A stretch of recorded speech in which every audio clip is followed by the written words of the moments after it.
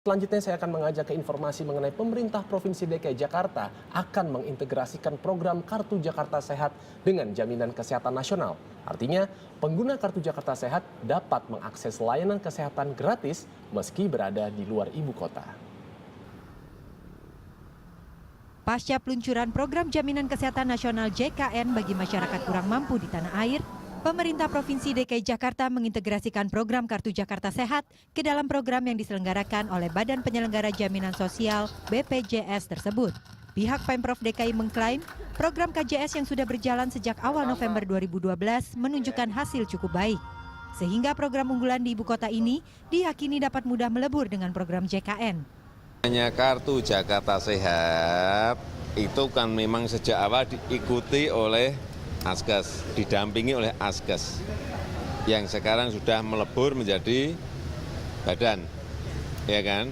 Ya sudah, tarik aja ke KJS, tarik ke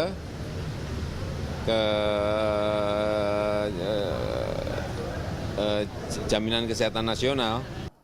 Sementara pihak BPJS mengaku siap membantu proses integrasi yang mencakup pasien sekitar 2,2 juta jiwa. Diharapkan selama pelaksanaannya nanti tidak akan terjadi kendala berarti.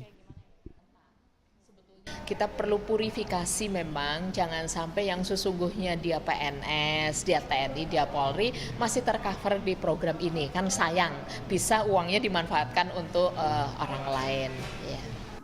Sejumlah rumah sakit di Jakarta turut menyambut positif pengintegrasian tersebut.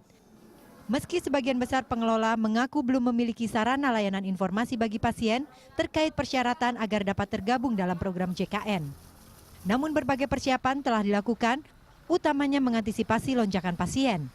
Salah satunya berlangsung di Rumah Sakit Islam Jakarta di kawasan Jakarta Pusat. Yang pertama adalah persiapan tentang kerjasamanya sendiri dengan BPJS Kesehatan. Yang kedua adalah kita lakukan persiapan yang bersifat fisik. Persiapan serupa juga berlangsung di Rumah Sakit Umum Daerah Pasar Rebo, Jakarta Timur.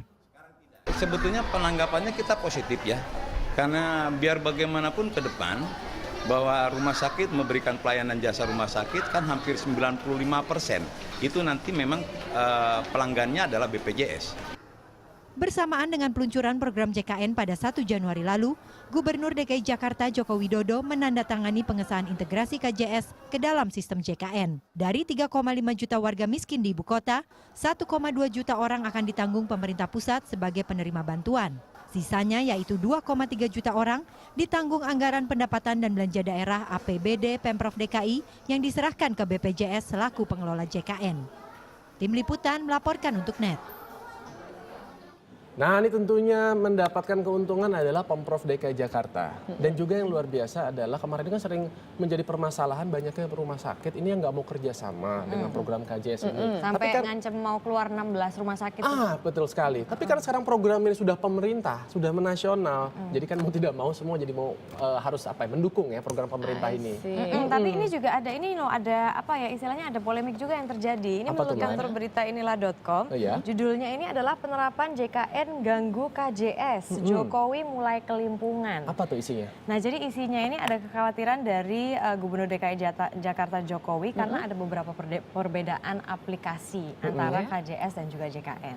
Gimana? Dua perbedaannya minimal itu adalah yang pertama adalah KJS itu, Kartu Jakarta Sehat itu mencakup langkah medis A, B, C, D, E kategorinya. Sedangkan kalau misalnya JKN itu hanya mengakomodasi atau mengakomodir A, B, C saja.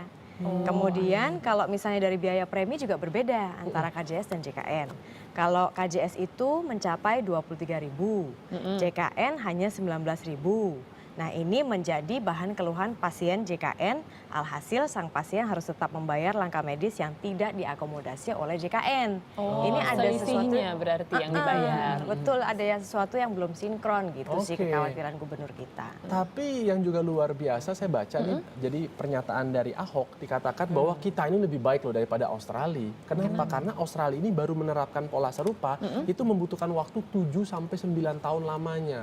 Sedangkan kita boleh katakan relatif cepat nih, gitu. Jadi ini apresiasi juga sih buat pemerintah kita. Benar. Kita juga semuanya ternyata harus mendaftarkan juga loh untuk siapapun program. ya. Siapapun. Udah pada daftar belum? Saya belum nih. Iya, saya juga belum. Kemarin katanya persyaratannya kan mudah ya, KTP. KTP dan KK ya kan cukup ya. Terus daftarnya ke Berarti apa? Ke jam sostek ke dong ya? BPJS-nya. BPJS yang ada di jam sostek ya kalau nggak salah sekarang di sini. Benar, nanti katanya Oke. tidak ada biaya dan juga nanti kita ada tiga golongan ya. Premi. Ada yang tiga preminya, ada yang penerima, ada yang memang kita memberikan untuk asuransi langsung dari juga perusahaan bisa. Jadi mungkin kita coba-coba tanya ya gimana caranya. Prosesnya Kalau ya? misalnya prosesnya karena seluruh rakyat katanya memang harus ini sudah diatur juga dalam undang-undang. Wah, luar biasa.